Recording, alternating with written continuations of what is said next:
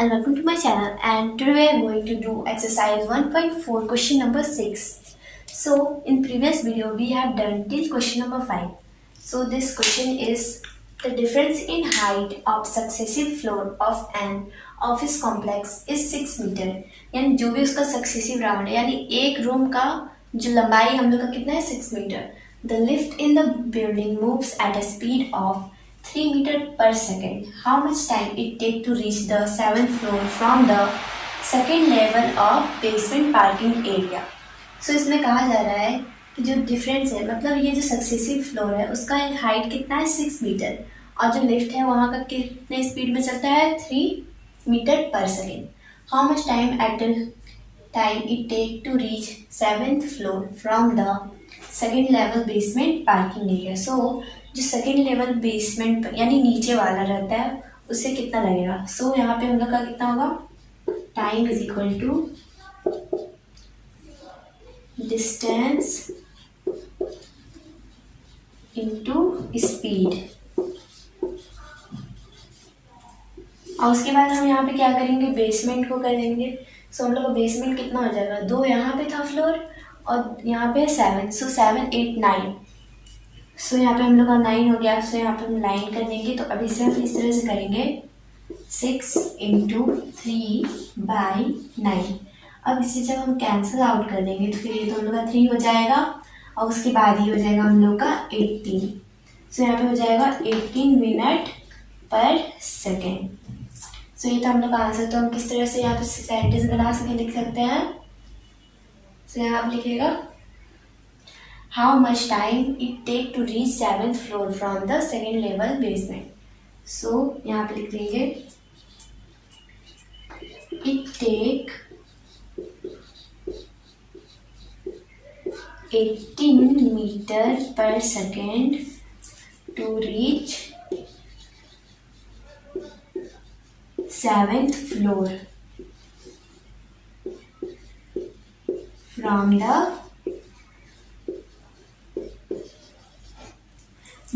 second level basement.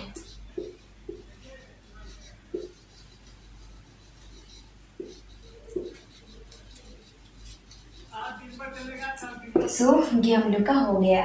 So let's move to our question number 7. 7 number है in examination 5 marks are given for every correct answer. यानी जो 5 marks थे वो जितने भी सारे करेक्ट आंसर थे उससे दिया जाता था. और -2 कितने दिए हैं जितने भी सारे इनकरेक्ट आंसर थे उसमें दिया जाता था. और सुरुचि ने कितने सारे क्वेश्चन अटेम्प्ट किए थे 75 मार्क्स. और SC आंसर 10 क्वेश्चन इनकरेक्टली मतलब वो 10 क्वेश्चन इनकरेक्ट की थी यानी गलत की थी. Find the total number of question in the examination. How many question were answer correctly by Suruchi. So हम लोग को इसमें बताना है कि कितने सारे क्वेश्चन हमारे यहाँ पे थे और कितने करेक्टली इसमें आंसर किए गए थे. तो यहाँ पे हम लोग को पहले लिखना पड़ेगा आंसर स्कोर्ड इनकरेक्टली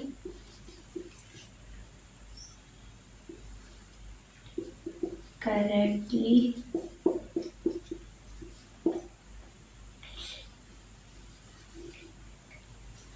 सो यहाँ पे हो जाएगा हम लोगों का यहाँ पे था 10 क्वेश्चन उसने किया था और 10 में कितना हम लोग का जाता था 10 इंटू -2. सो ये हो जाएगा हम लोग का -20. अब उसके पास उसने कितने सारे किए थे 75 मार्क्स उसने हमारे स्कोर किए थे. तो टोटल मार्क्स स्कोर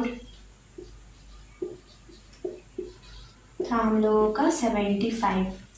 अब इसको -20 को हम इसे कर देते हैं -20.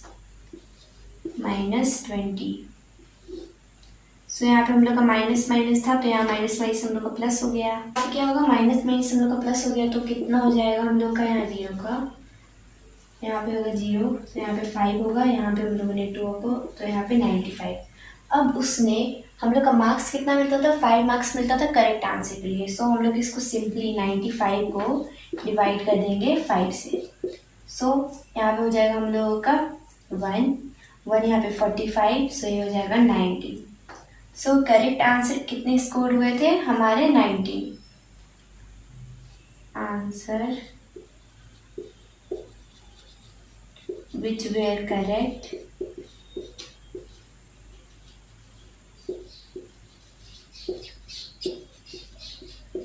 is equal to 90। अब इसमें पूछा गया है find total number of question. अब इसे पूछा है टोटल नंबर भी तो बताना है। सो हम लोग क्या कर देंगे ना, ये जो -20 था अब इसे हम 10 के रूप में, यानी यहाँ पे कितने सारे क्वेश्चन थे हमारे गलत, तो 10 क्वेश्चन, तो सिंपली हम लोग 19 को कर लेंगे +10 से।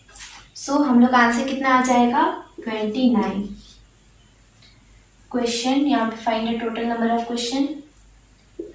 There are 29 question,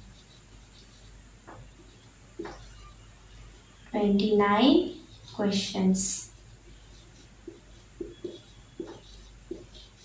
So ये भी बहुत easy था। अब let's move to our question number 8। Number 8 is a shopkeeper earns a profit of 1000 by selling a chair and incurs a loss of ₹500 by selling a table। मतलब इसमें बोला जा रहा है अ शॉपकीपर जो कि हम लोग का यहाँ पे है 1000 कितना प्रॉफिट कमाता है चेयर बेचने में, और इनकर्स वो 500 गवाता है टेबल बेचने में। तो इसमें हम लोग का फर्स्ट क्वेश्चन है इसी से रिलेटेड कि what is his profit or loss if he sold 48 chairs and 20 tables in a month। सो यहाँ पे देखने वाला बात है, हम लोग इसको सिंपली पहले मल्टीप्लाई कर देंगे। तो 48 चेयर्स, तो चेयर्स का प्राइस कितना है 1000, और ये क्या है हम लोग का प्रॉफिट है। सो 48, तो यहाँ पे 30 हम लोग लगा देंगे। सो यहाँ पे हम कर लेंगे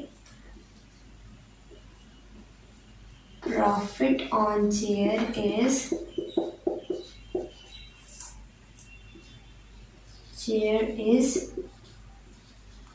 ये हो जाएगा हम लोग का 48 इंटू 1000, और उसके बाद हम लोग का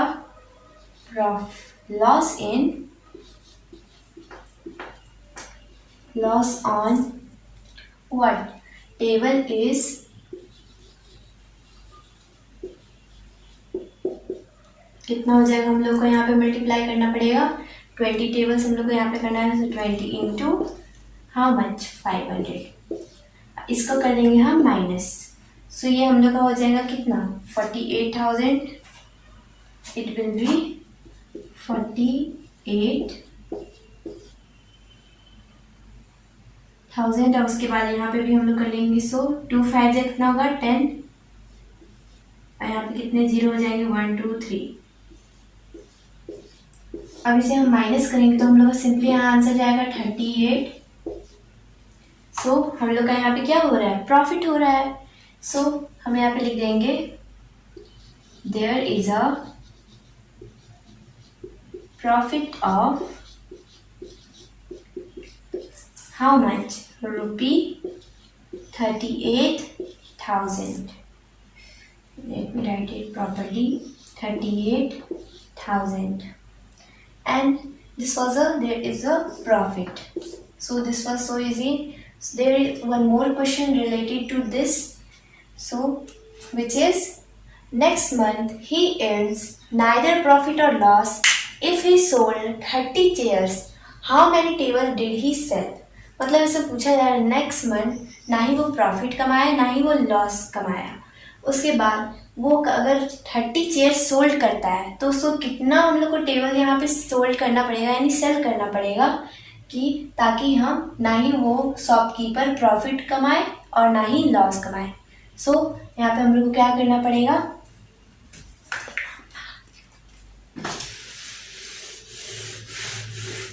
सिंपल सा यहाँ पे हम लोग को करना पड़ेगा। यहाँ पे देख सकते हैं 1000 किसका है, हम लोग का चेयर का है, और यहाँ पे हम लोग का यहाँ 30 चेयर्स इसने सोल्ड किया।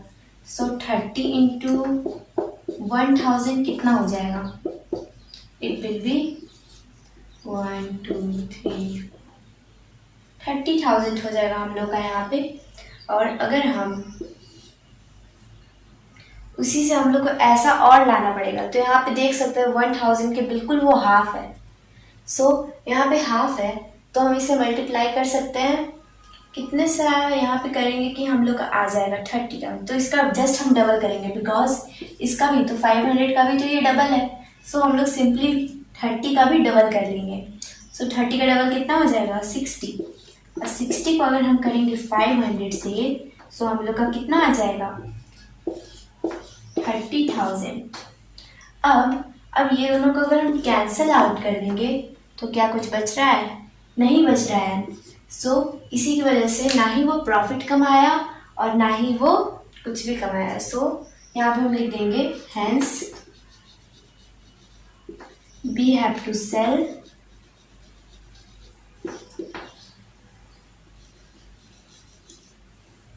60 what tables, 60 tables। बस ये हम लोग का हो गया। ये भी बहुत इजी था। So I hope that you have understand this video. So thank you.